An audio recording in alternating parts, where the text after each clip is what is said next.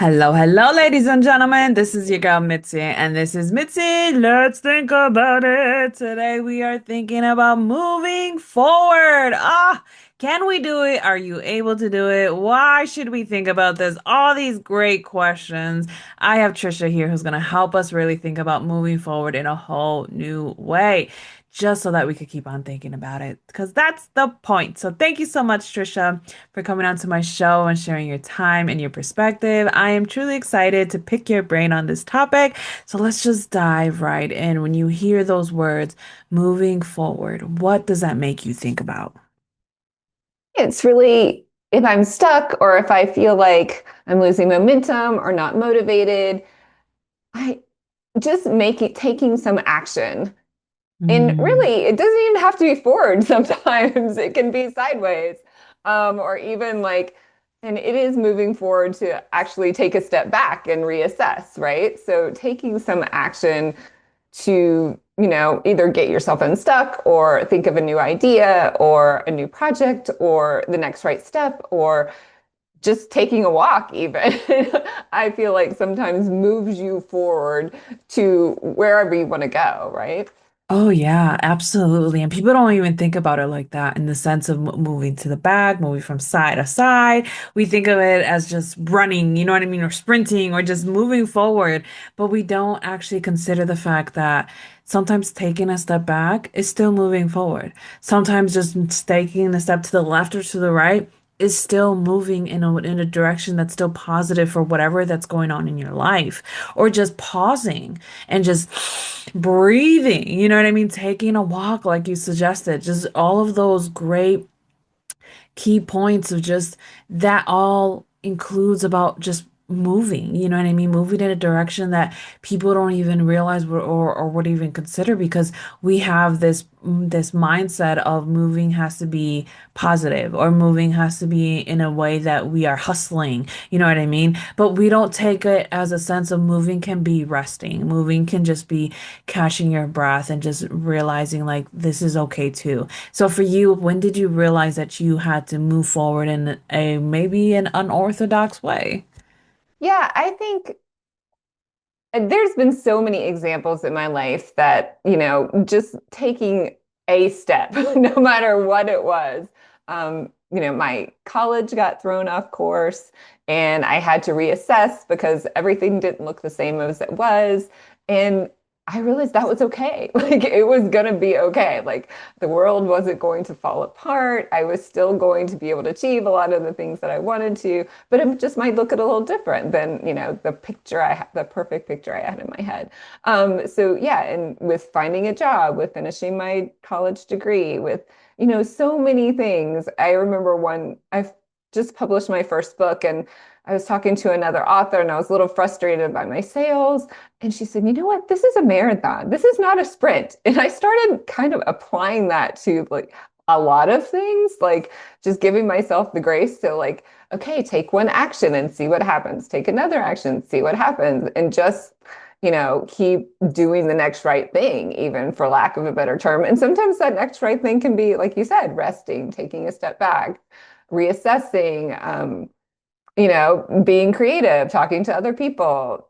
So many things can come into just the action of having moving forward being more encompassing. Yes, yes. And I love the fact that, well, congratulations on publishing your book. I love my authors because I publish books as well. And I think that is something that we have to just remember, is that we're not putting our book out there to become famous or become a millionaire or anything like that. We're putting our book out there so that somebody can read it and feel seen, can imagine the world, can imagine everything that I'm putting into this book so that it can be something bigger to them. You know what I mean? It's that relatability aspect. It's that feeling seen in a place that may be unseen to other people. And I think just knowing that life isn't as you planned it out as when you were a child, you know what I mean? That's so strong, because I mean, how many people can truly relate to that? You know what I mean? Nobody really has had that perfect picture life where, oh, I'm gonna have XYZ and XYZ is gonna come out exactly like XYZ. Like, no. Doesn't work like that. Sometimes you have BDC or LJK or you know what I mean? It mixes up in the alphabet, but it doesn't devalue your life. It doesn't devalue your goals, and it doesn't take away from the fact that you're still a human being that is feeling, grieving, being loving, everything that comes with just life itself. And I think just like you said, that giving yourself that grace. Oh, yes, Trisha, I am with you on that. Yes, I am. I don't think anybody or a lot of people really give themselves the grace to just be. You know what I mean? To just be who they are without having to have a title next to their name or being labeled something fancy or, you know, when you have all these awards or accolades next to them, you know, just being a being is as good as just being a plant. You know what I mean? An oak tree is not fighting to be a palm tree. You know what I mean? They are just being who they are, where they're at, and they are existing in the greatness as who they are. So it's like, what are some misconceptions? I know we touched base on a few of them, but what are some other misconceptions about progression and moving forward?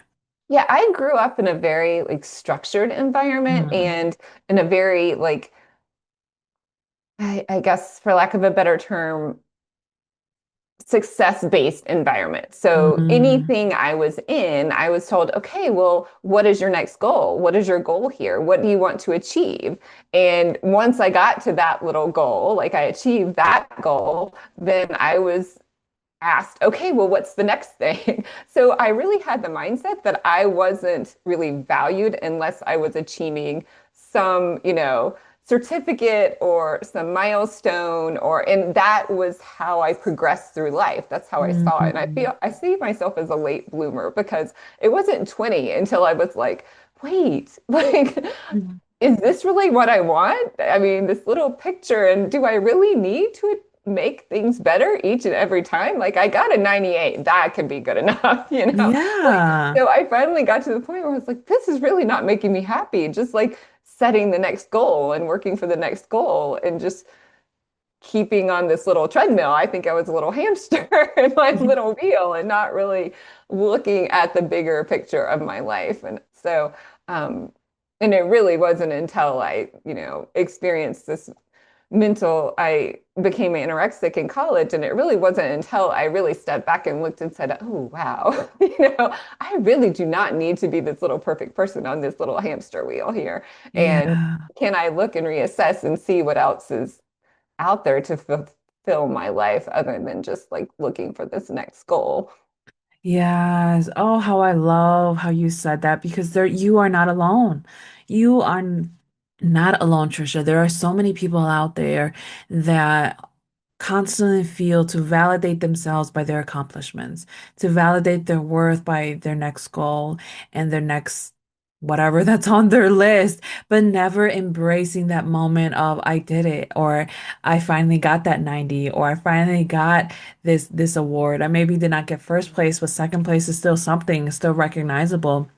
And it's so sad because people will never know unless they give themselves that grace that it's okay to just be here. It's okay to have 300 followers. It's okay to not have $1 million in your bank account. It's okay. You know what I mean? And I don't think a lot of people hear that enough.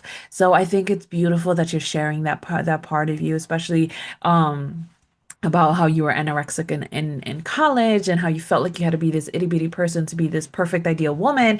Oh my goodness, how many beauty standards have been pushed down our throats to be considered to be the perfect woman? It's exhausting. You know what I mean? And I think at a very young age, I realized that I was never going to be this perfect skinny woman, but I couldn't be perfect at just being who I am. And I think that's what helped me just embrace all that I am because I went down that rabbit hole of starving myself as well because I had to be really skinny and my grandmother was really upset at my older sister for being a bigger girl and like she would even entice her to lose weight by giving her money like if you lose such amount of weight I will give you such amount of money, you know what I mean? So like that just was embedded into my family because of my grandmother and both grandmothers at that. So it was really hard, especially with those beauty standards. And one of my grandmothers, she didn't like darker skinned. And since I was the darkest out of my sisters, she always pushed me aside. But because my other sister was lighter, she was a light complexion, she was more praised for just being a lighter complexion.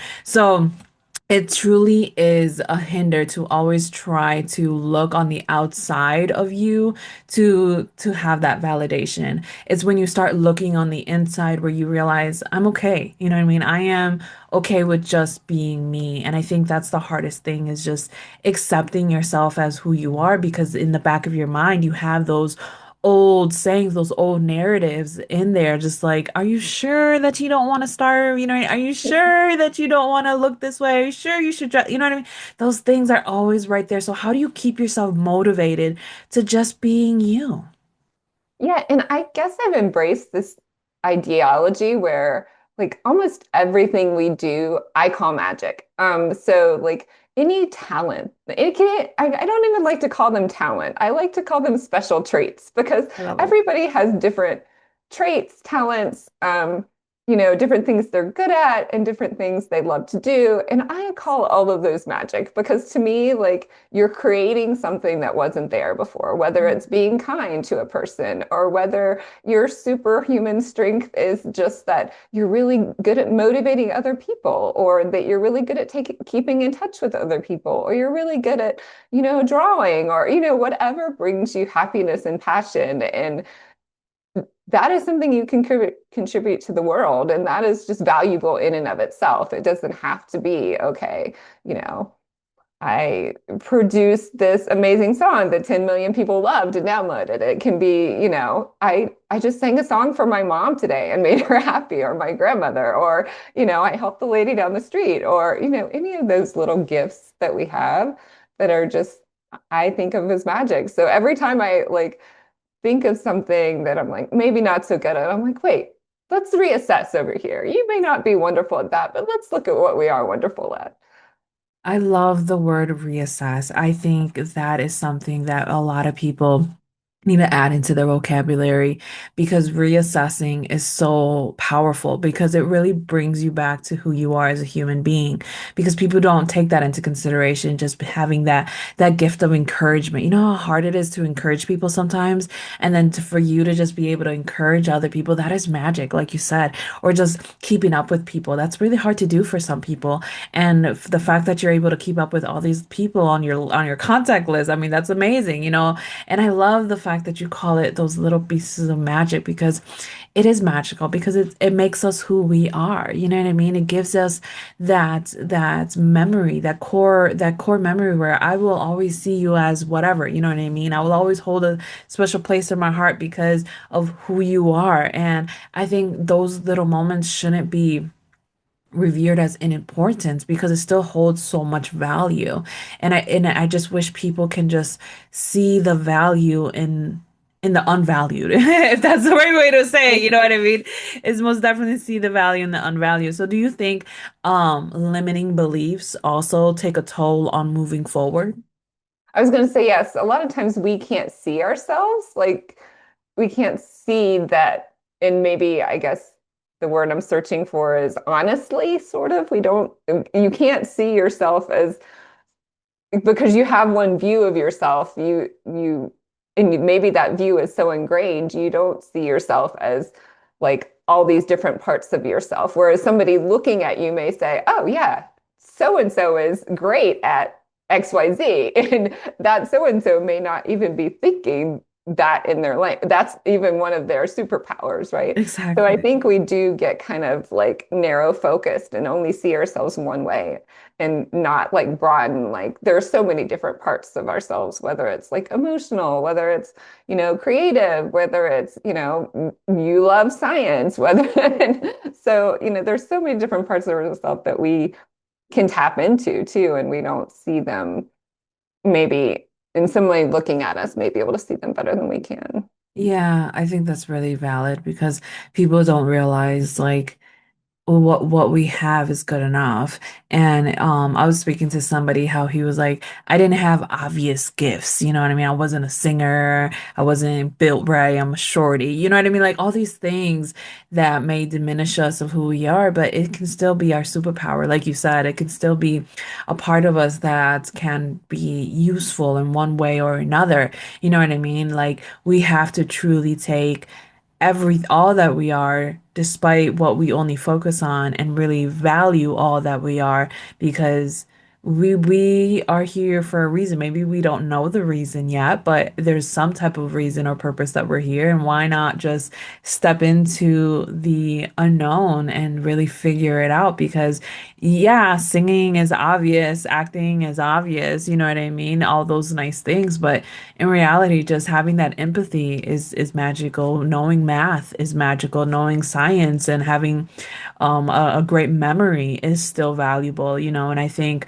we overlook it because we think as if it can make us big, big money, then oh, then it holds more value. But even if you don't make big, big money, you can still hold value by just showing kindness and just showing that empathy and having that heart-to-heart connection with other people is so real. And it makes me think of you know, like body dysmorphia, you know what I mean? Like somebody can have body dysmorphia, see themselves as like some complete monster, while everybody else can see them as some beautiful individual, but they would never have that understanding. It would never click to them because they had the way they look at themselves in the mirror is a whole different way. And I think a lot of people are have that, but you know what I mean? They have this type of body dysmorphia, but in whatever way you want to call it, but it's real, you know what I mean? It's a real thing that can really hinder people from growth and progression and progression. So I'm curious, what motivated you to write your book? Yeah, so initially it was to write my story of my experience with anorexia. I wrote my Being Me series is a 4-book series based on I fictionalized it. It is a fictional series, but it's really based on my experience with um, um, you know, getting into the disease and then how I was able to use resources and other people to help me recover. Um, so that was my initial impetus to writing, and I really wrote it for my maybe initially for myself more. It was very cathartic, very healing. But then I had some people in my life that said, you need to do something with this. So I published that series, and my main love is fantasy. So then very quickly I jumped into the YA fantasy genre. Oh yeah, I love it. I mean, I spoken to somebody else who did write like a memoir version of their experience with anorexia. So I know it's very healing to just write it out for them, but I love the fact that you did it in a fantasy aspect because that really makes it outside of the box, but also relatable to the other people who can't really see it in just that serious form of how people may only see anorexia. You know what I mean? Because there's different levels to it, you know, and just because you're not this tiny twig or how they like to describe it doesn't necessarily mean you're not experiencing something like in that form. And I think fantasy allows you to see things in so many different ways because I love fantasy. Oh my goodness. It really does bring things to perspective because you create your own worlds. You know what I mean? You create the lives, the names, the emotions, the everything that comes into fantasy. So it really is heartwarming to know that you wrote this book, and when you shared it with a few people that you did, they were like, "Oh, this needs to be more. This needs to do this. The world needs to share this." I mean, when you heard that, how did that make you feel knowing that somebody else was receiving your work in a positive way? It felt really good, but really kind of scary too. I mean, I hadn't thought about putting it out there, and you do feel very vulnerable and raw knowing that, basically this is my story. Um, but at the same time, my goal quickly became to say, hey, this is something that could be a model for other people. Like if they're having an eating disorder or even any depression, I mean, it could apply to so many different things. Yeah. Addiction, depression, um, lots of mental challenges. And just to show that hope there, and especially for young people, because I know when I was in it, I thought, my life is over. I'm nothing, I'm never going to be able to achieve anything else again. And it just was, a narrow view of, the long life I had waiting.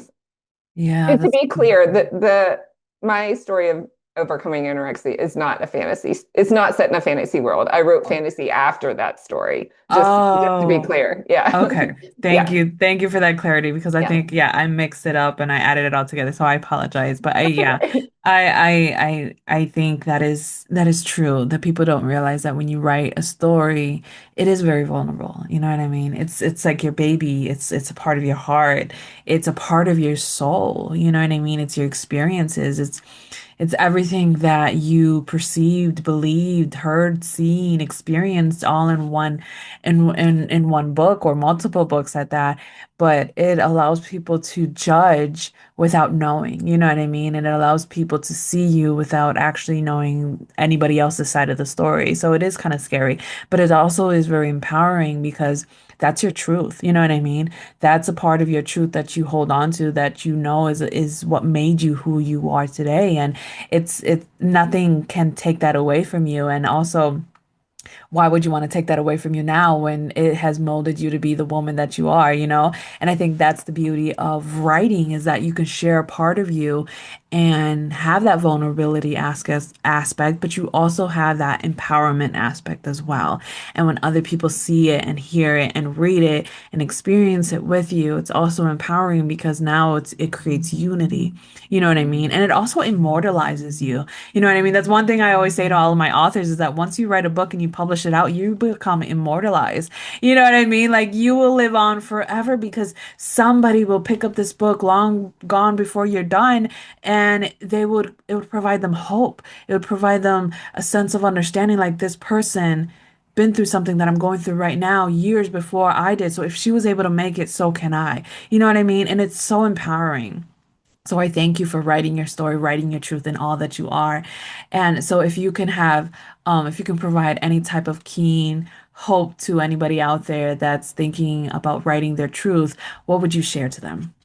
I think just do it. It's just, you know, if you're loving writing it, if it's bringing you joy, and then just keep writing because you never know what that's going to turn into. I mean, I think the biggest fear of anybody putting anything out into the world is being judged for not being enough, or at Mm, least for me, not being enough, not doing it good enough.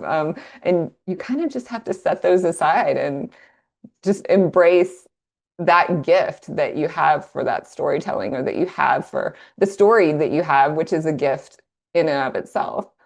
yeah, most definitely. It's a gift that you don't even realize it's a gift until later on in the years and you look back and you're like, "Oh, that was so nice. Oh, I'm so glad I did that." You know what I mean? That self-accomplishment because nobody can take that away from you. Nobody at all. But it's sad to know that time is catching up to us. So what can be some lasting words of wisdom that you can leave us off with to keep on thinking? Yeah, so I think my main message is just to keep moving forward. Even like anytime I feel stuck, just taking some step, some type of action. And like I said, whether it's just, reassessing, taking a walk, listening to music, just kind of opens up that creative window maybe for what is the next step forward. Yeah, absolutely. That creative window is real. And we got to step into that zone of genius that we already have and just being who we are, just moving forward, reassessing is so valuable. Oh, thank you so much, Tricia. I really appreciate this conversation. And ladies and gentlemen, if you enjoyed this conversation as much as I did, go check out Trisha. I have access to her websites in the description. You find it in audio, YouTube, wherever you're at listening to this conversation, you can find her link so you don't have to Google search her. You don't gotta go down that rabbit hole. I got you so that you can continue on thinking because she has such great access. I mean, content on her book. You have access to her, to all of her books. Oh, and all of the great content that she has to offer to the world just so that we can continue on thinking. So, with that being said, bye.